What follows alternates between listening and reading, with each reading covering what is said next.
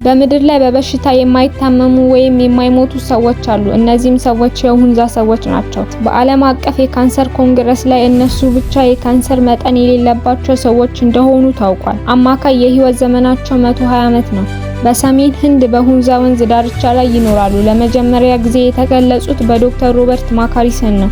በስራ ዘመኑ ሁሉ አንድም የታመመ ሁንዛኩት አጋጥሞት አያውቅም። ዶክተሩ ስለ ከባድ ህመሞች እየተናገረ ነበር፣ እንደ ተቅማጥ፣ ሽፍታ ወይም ጉንፋን ያሉ የአጭር ጊዜ ምልክቶችን አይደለም። ተቺዎች ስለ ሁንዛዎች እነዚህ ነገሮች ነበር የጠበቁ። ሆኖም ማካሪሰን እና ሌሎች ብዙ ተመራማሪዎች እነዚህ ህመሞች እንደ በሽታዎች አልቆጠሩም። ይልቁንም በሸለቆ ነዋሪዎች ውስጥ የተፈጠሩ ተፈጥሯዊ ክስተቶች እንደሆኑ አድርገው አይቆጥሩም ነበር።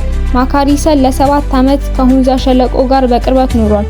የዚህ ህዝብ ረጅም እድሜ ዋነኛ ምክንያት የአመጋገብ ስርዓታቸው እንደሆነ ደምድሟል። አንድ ሰው በደንብ ካልበላ የተራራው የአየር ንብረት እንኳን ከበሽታ አይከላከልለትም። ስለዚህ በተመሳሳይ የአየር ንብረት ውስጥ የሚኖሩት የሁንዛ ጎረቤቶች በተለያዩ በሽታዎች መጠቃታቸው አያስደንቅም። የእድሜ ዘመናቸውም ከሁንዛኩት ግማሽ ነው። በ1963 አንድ የፈረንሳይ የህክምና ጉዞ ሁንዛኩትን ጎበኘ። የማካሪሰን ግኝቶችን አረጋግጠዋል።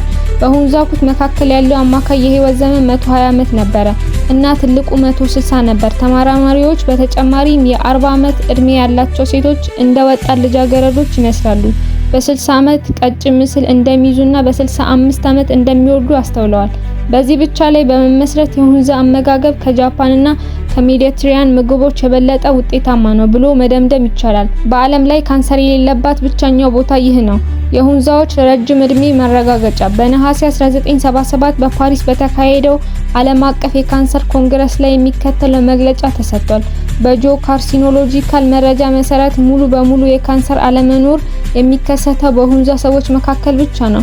ባለፉት ዓመታት በተደረጉ ጉዞዎች የሳይንቲስቶች እና የጂኦ ኦሮንቶሎጂስቶች የሁንዛ ሸለቆን ጎብኝተዋል እና ሁሉም የሁንዛኩስ ሚስጥር በአመጋገብና በአኗኗራቸው ላይ እንደሆነ ይስማማሉ። ሁንዛኩስ በጣም ወዳጃዊ እና አዎንታዊ ናቸው። እምብዛም አይቆጡም ወይም አያግሮመሩሙም፣ አይጨነቁም እና እርስ በራሳቸው አይጣሉም። 15 ዲግሪ ሴልሺየስ ወይም ዲግሪ ፋራናይት እንኳን በበረዶ ውሃ ይታጠባሉ። ልጆች ብቻ ሳይሆኑ የ100 ዓመት እድሜ ያላቸው ሰዎችንም ንቁ ጨዋታዎችን ያጫውታሉ። በበጋ ጥሬ ፍራፍሬዎችና አትክልቶችን ይመገባሉ። በክረምት በፀሐይ የደረቁ አፕሪኮቶችን፣ የበቀሉ እህሎችንና የበግ አይብ ይመገባሉ። ሁንዛዎች ፍሬው ገና ያልበሰለበት ጊዜ ያጋጥማቸዋል፣ የተራበ ጸደይ ተብሎ የሚጠራው። ይህም ከ2 እስከ 4 ወራት የሚቆይ ነው። በዚህ ወቅት ምንም አይበሉም። በቀን አንድ ጊዜ ከደረቁ አፕሪኮቶች የተሰራ መጠጥ ብቻ ይጠጣሉ። ማካሪሰን የፕሮቲን ቅብላቸው ዝቅተኛ መሆኑን አጽንኦት ሰጥቷል። ስጋ በጣም አልፎ አልፎ ይበላሉ። ብዙውን ጊዜ አንድ እንስሳ ሲጎዳ ወይም በድንገት ሲሞት ንቁ የአኗኗር ዘይቤና ጠንክሮ መስራት። ሁንዛዎች እጅግ በጣም ታታሪ ናቸው እና በየቀኑ ረጅም ርቀት ይራመዳሉ።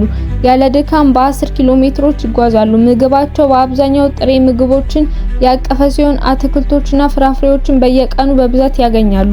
ምግቦቹ ተፈጥሯዊ ናቸው። በራሳቸው አፈር ውስጥ ብቻ የሚቀበሉ ያለ ኬሚካሎች አትክልቶች፣ ፍራፍሬዎች፣ ቅጠላቅጠሎችና እህሎች። ምግቡ ክፍት በሆነ እሳት ላይ ይበስላል።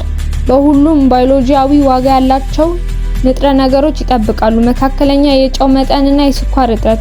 የጨው መጠን በጣም መካከለኛ ነው እና ምንም ስኳር አይመገቡም።